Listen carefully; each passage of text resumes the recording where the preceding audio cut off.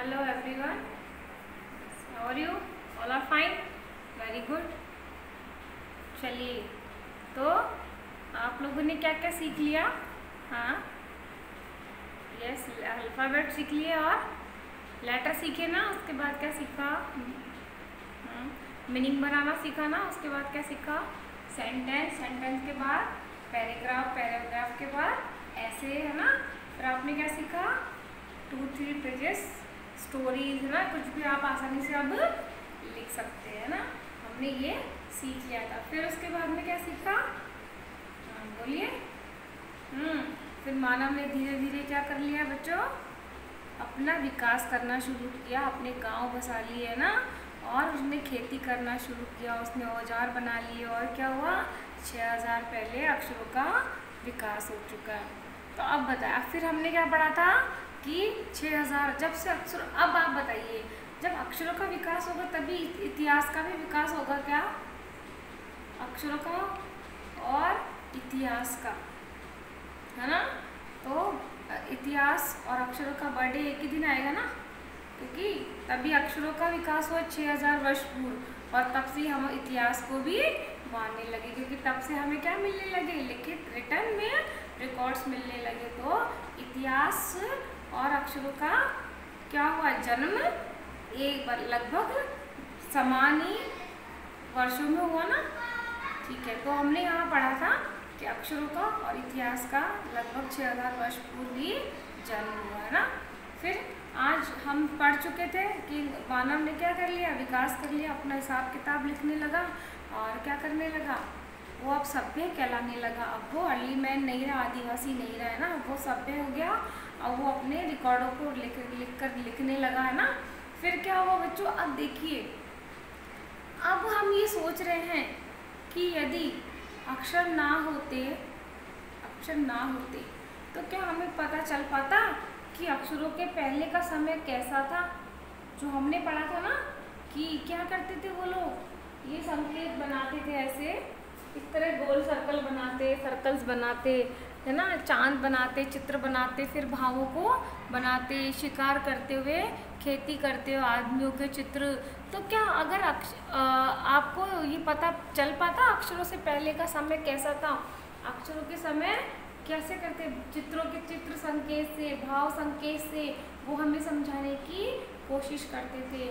तो अक्षरों के विकास की वजह से ही आपको पता चला ना कि इतिहास से पहले का व्यक्ति कैसा था, और इतिहास के समय का व्यक्ति कैसा था, और आज के समय का व्यक्ति कैसा है। तो आपको पता चला ना।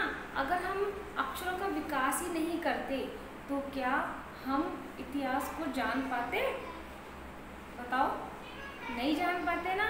और मैंने आपको बताया था कि जैसे आपके दादा दादी है, उन्होंने अपनी डायरी लिखनी शुरू की। अब आपकी दादा दादी होंगे 60 साल पुराना, मतलब 60 साल की उम्र के होंगे, है ना। और आप कितने? 10 साल के। तो आप देखिए, आपके दादाजी की डायरी कौन पढ़ सकता है? आपके पापा, आपके चाचा, आप, है ना। तो वो क्या होगी? उनकी डायरी का जो लिखित में हमें मिला रिकॉर्ड, वो आप सब लोग पढ़ रहे हैं। अगर आपके दादा दादी को लिखना ही नहीं आता तो क्या आप पढ़ पाते? अगर अक्षरों का विकास ही नहीं होता तो क्या आप पढ़ पाते? नहीं ना। तो ऐसे बता रहे हैं कि एक पीढ़ी से दूसरी पीढ़ी लिखित रिकॉर्ड्स का क्या करने लगी है? बेनिफिट लेने लगी है, यानी कि उनका फ़ायदा लेने लगी है। जो हमें इतिहास में लिखा हुआ मिलता है उससे आज आप पढ़ पा रहे हो या नहीं पढ़ पा रहे?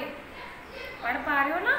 जो हमें आज जो हिस्ट्री पढ़ रहे हैं वो हमने अभी थोड़ी ना लिखी है, वो जो पहले हुई थी, जो बीत चुका है, उसके बारे में पढ़ रहे हैं ना हम। तो हमें उसका क्या मिल रहा है? लिखित रिकॉर्ड मिल रहा है ना, रिटर्न रिकॉर्ड मिल रहा है, तो उसके बारे में हम पढ़ पा रहे हैं। अगर अक्षर ही ना होते तो क्या एक पीढ़ी से दूसरी पीढ़ी में ये ज्ञान हमें मिल पाता? ये ज्ञान क्या होता? ट्रांसफ़र हो पाता? क्या नहीं हो पाता ना। अगर अक्षर ही नहीं होते तो हम भी कौन से काल में जीते? प्रागैतिहासिक काल में, क्योंकि वहाँ पे अक्षरों की खोज नहीं हुई थी। तो हमें भी उसी का होता कि हम भी क्या करते हैं? आज चित्र बनाते और अपने भावों को इस तरह से व्यक्त करते। लेकिन हमने क्या किया? अक्षरों की खोज की, तो हमने अक्षर लिखना सीख लिया, हमने पढ़ना सीख लिया, लिखना सीख लिया। तो बच्चों आज जो कुछ भी हम लिख रहे हैं, पढ़ रहे, जैसे आज आपने कोई लेटर लिखा, आज आपने एक लेटर लिखा अपनी मम्मी को या अपनी बहन को, उस लेटर को आपने 40 साल तक संभाल के रख लिया, ठीक है। तो आपका क्या है, ये आपका रिकॉर्ड है ना। जब आप बड़े हो जाएंगे तभी भी आपके पास वो लेटर रहेगा ना। तो वो क्या है, वो आपकी हिस्ट्री बन गई कि देखो मैंने 40 साल पहले ये लेटर मेरी मम्मी को, मेरी बहन को लिखा था कि जब मैं हॉस्टल में गया था ना, तब मैंने ये लेटर मेरी मम्मी और दीदी को लिखा था। आपने उसे संभाल के रखा। तो उस समय लेकिन हम संभाल नहीं सकते थे ना, क्योंकि उस समय अक्षरों का ज्ञान नहीं था। तो ऐसे ही बता रहे हैं कि जो आज जो हमें लिखित में जो नॉलेज मिली है ना अक्षरों के माध्यम से, वो ज्ञान क्या है, एक पीढ़ी से दूसरी पीढ़ी उसका फ़ायदा उठा रही है। ये तो मैंने आपको एक घर के अंदर वाला एग्जाम्पल बताया, बहुत इजी, ताकि आप समझ सको। आप जो आज बुक्स ये सब पढ़ रहे हो वो क्या है, वो सब हिस्ट्री जो पढ़ रहे हो ना, उस समय जो जिसने लिखी थी वो आज हो सकता है हमारे बीच में नहीं है या नहीं होंगे कई राइटर्स, लेकिन आज हम पढ़ रहे हैं। क्यों? क्योंकि उन्होंने उस समय लिखी थी, तो वो हम इसलिए मानते हैं कि उनका लिखा हुआ सही है। और आज जो भी हम नॉलेज गेन कर रहे हैं ना, वो सब उनकी वजह से ही कर रहे हैं, क्योंकि उन्होंने उस समय उसे लिखा और उसको इकट्ठा करते गए, ठीक है ना। उस समय के जो लोग ने जन्म लिया, उन चीज़ों को देखा, उन्होंने क्या किया, उन चीज़ों को देखकर समझकर उनको लिखना शुरू कर दिया। अब उनके पास क्या है, चित्र बनाने के अलावा क्या था, अक्षरों का ज्ञान भी था, तो उन्होंने लिखना शुरू कर दिया। और लिखते लिखते उन्होंने क्या कर दिया, हाँ, बुक्स बना ली। हाँ, जैसे रामायण है, रामचरितमानस है ना, और क्या क्या है बताओ, क्या है बताइए। और भी बहुत सारी बुक्स है ना जो आप पढ़ते हैं।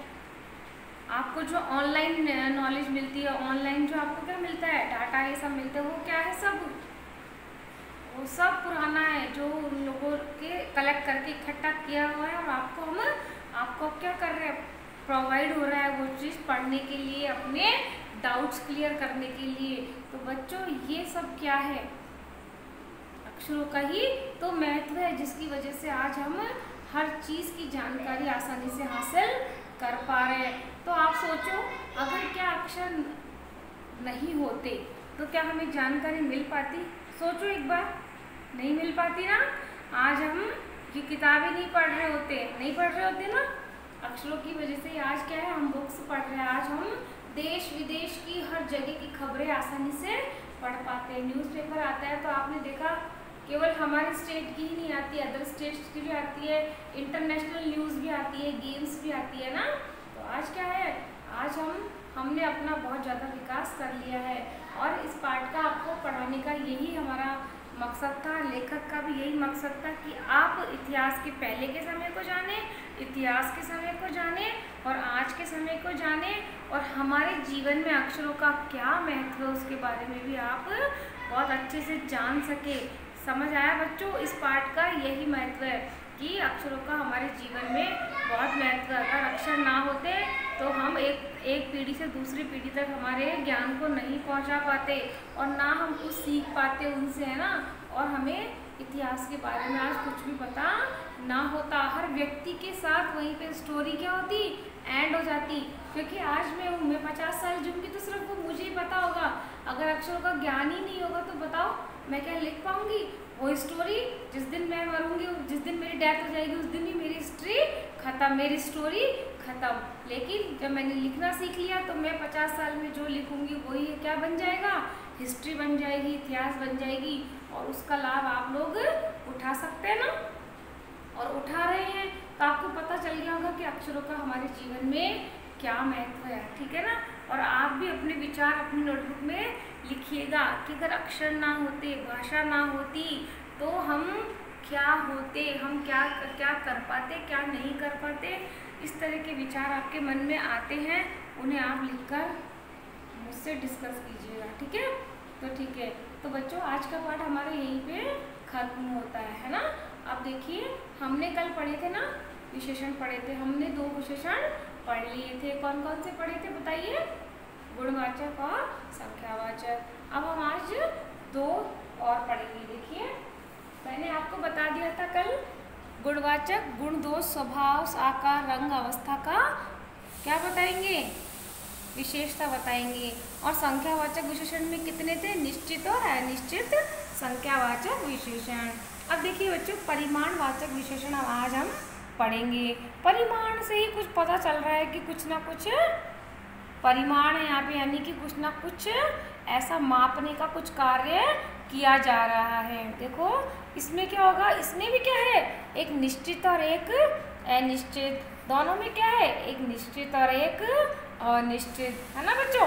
तो देखो निश्चित में वही 2 किलो, तो मैंने बोला आपको कि मुझे 2 किलो आम चाहिए, मुझे 2 किलो कितने चाहिए, आम। तो आपको पता है निश्चित क्या है, मेजरमेंट है ना, निश्चित है ना, सब कुछ क्या है, निश्चित है कि मुझे 2 किलो चाहिए। मैंने बोला मुझे कुछ आम चाहिए, मुझे कुछ आम चाहिए, इट मीन्स उसकी हमें उसका नहीं पता, उसकी क्वांटिटी हमें नहीं पता कि हमें कितनी चाहिए। अब कुछ क्या, कुछ से हमें नहीं पता, हम उसे मेज़र नहीं कर पाते। लेकिन देखो बच्चों, मैंने आपको बोला मुझे 2 किलो आम चाहिए, ठीक है। फिर मैंने बोला थोड़ा, अधिक, कम, पर्याप्त। अनिश्चित क्या होता है, थोड़ा, कम, अधिक। जैसे मैंने बोला मुझे 5 आम चाहिए, ठीक है, 5 आम को हमने गिन लिया, तो उसमें किस में आ गए, वो संख्यावाचक में आ गए ना। मैंने बोला मुझे 1 किलो आम चाहिए, तो किस में आ गए, परिणाम वाचक में आ गए ना, क्योंकि क्या है, 1 किलो तोलने का माप है ना। आप उससे क्या कर सकते हो, वेट कर सकते हो आम का, और यहाँ पे संख्या में क्या आप काउंट कर सकते हो, है ना। संख्या वही है ना, नंबर ही संख्या किसे कहते हैं, नंबर को ही कहते हैं। तो हम यहाँ पे इजीली जो हम काउंट कर सकते हैं वो तो क्या बन गए हमारे संख्यावाचक। और जिन्हें हम काउंट नहीं कर सकते और जिन्हें हम तोल सकते हैं ना, जैसे हम चीनी है, सोचो आप चीनी को क्या काउंट कर पाओगे क्या। मैंने बोला मुझे 10 किलो चीनी चाहिए, तो क्या आप चीनी मुझे काउंट करके दोगे क्या, 10 किलो चीनी तो बहुत होती है, आप कब तक काउंट करोगे। उसे सिर्फ हम क्या कर सकते हैं, उसे हम सिर्फ तोल ही सकते हैं ना, उसको क्या कर सकते हैं हम, मेजर ही कर सकते हैं ना, उसे हम क्या कर सकते हैं बताइए, उसका हम मेजरमेंट कर सकते हैं, उसे हम वेट के अकॉर्डिंग ले सकते हैं, यानी हम उसे तोल करके ले सकते हैं, हम उसे काउंट नहीं कर सकते हैं ना। तो जिनको हम काउंट करके ले सकते हैं वो तो क्या हो गए बच्चों, संख्यावाचक। और जिन्हें हम काउंट नहीं कर सकते, जिन्हें हम माप के लेते हैं, वो क्या हो गए, परिमाणवाचक। तो आपको समझ आया दोनों में अंतर। तो देखो जिसमें मात्रा क्या है, निश्चित है, मात्रा माप तोल है ना, 2 मीटर, ठीक है, 2 किलो, ये सब क्या है, निश्चित है।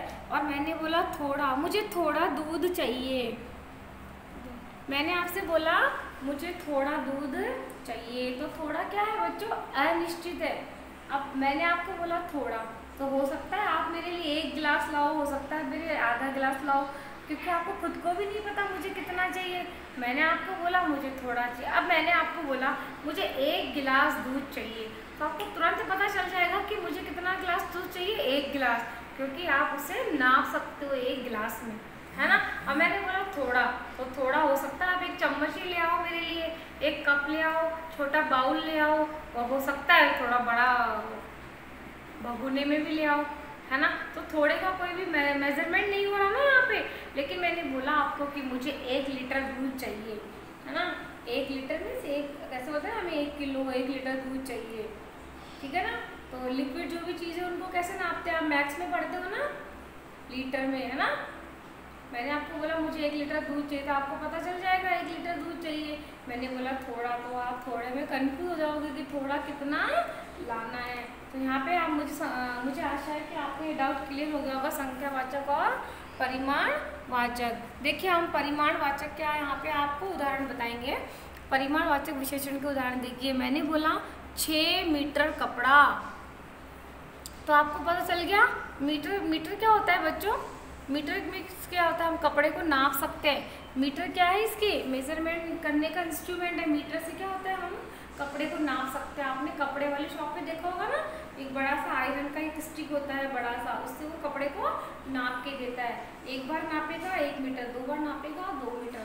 तो हमने बोला 6 मीटर कपड़ा, तो कितना हो गया, 6 मीटर कपड़ा, यानी कि 6 मीटर, यानी कि वो 6 बार उस स्केल से नाप के आपको कपड़ा दे देगा। तो नापने का क्या हो गया यहाँ पे, स्केल हो गया ना आयरन वाला, वो मीटर हो गया। फिर 1 लीटर दूध, जो लीटर्स में मिलता है दूध, 1 लीटर दूध। तो आपको पता है यहाँ पे क्या है, ये सब निश्चित वाचक है। 5 किलो चावल, तो ये क्या है, आपके पास संख्या आ गई और किलो भी आ गया, तो क्या है, निश्चित संख्या है ना ये। और निश्चित क्या हो गया, तोल हो गया।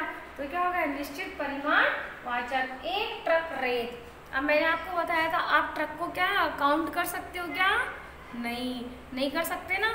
मैंने आपको बोला कि मुझे एक परात या एक बाउल रेत चाहिए, तो क्या आप काउंट करोगे क्या, नहीं, सिर्फ हमें उसे उस बर्तन के हिसाब से उसे तोल सकते हैं। तो यहाँ पे ट्रक भर के आता है ना, कंस्ट्रक्शन का जहाँ काम होता है, आप देखा करो ट्रक में बहुत भर के आती है, ईंट्स आती है, बजरी आती है ना, मिट्टी भर कर आती है। तो उसका क्या होता है, मेजरमेंट किलो से या उससे नहीं होता, एक ट्रक के अकॉर्डिंग होता है। पूरा ट्रक भर जाता है, पता चल जाता है 1 ट्रक 2 ट्रक 3 ट्रक। तो यहाँ पे क्या है, 1 ट्रक मिट्टी चाहिए। तो यहाँ पे क्या हो गया, 1 ट्रक यानी कि पूरा ट्रक भरा हुआ है ना। तो आपको समझ आया होगा बच्चों, संख्यावाचक और परिमाणवाचक। अब देखो हमने जब पूरा ये पढ़ लिया है, तो आप ये भी सार्वनामिक विशेषण भी एक बार रिवीजन कर लीजिए। सर्वनाम शब्दों को सार्वनामिक विशेषण कहते हैं, जैसे उस, वह, यह, उन। मैंने बोला वह घर सुनंदा का है, मैंने क्या बोला, वह घर किसका है, सुनंदा का है। तो वह कौन है बच्चों, यहाँ पे वह उसके घर को बता रहे हैं वहाँ पे। यह, वह, तुम्हारा, हमारा, ये क्या है, सर्वनाम है ना। तो ऐसे ही हो रहा है कि वह घर किसका है, सुनंदा का। तो यहाँ क्या संकेत करके बता रहे हैं हम कि देखो वो घर किसका है, देखो देखो कितने सुंदर फूल है। मैंने कहा देखो वह तुम्हारा स्कूल है, मैंने कहा वह तुम्हारा स्कूल है, तो क्या होगा, वो तुम्हारा है। लेकिन मैंने तुम्हें सिर्फ संकेत करके बताया, देखो इशारा करके वह है ना। तो क्या हो गया, वह क्या, सार्वनामिक विशेषण हो गए। बच्चों आपको आज का टॉपिक समझ आया होगा। अब देखिए हमने आज पढ़ा पीढ़ी और लिपि। जो लिपि बनी वो कैसे बनी, लिखने के तरीके से क्या बन गई, लिपि यानी स्क्रिप्ट और पीढ़ी यानी जनरेशन। देखिए बच्चों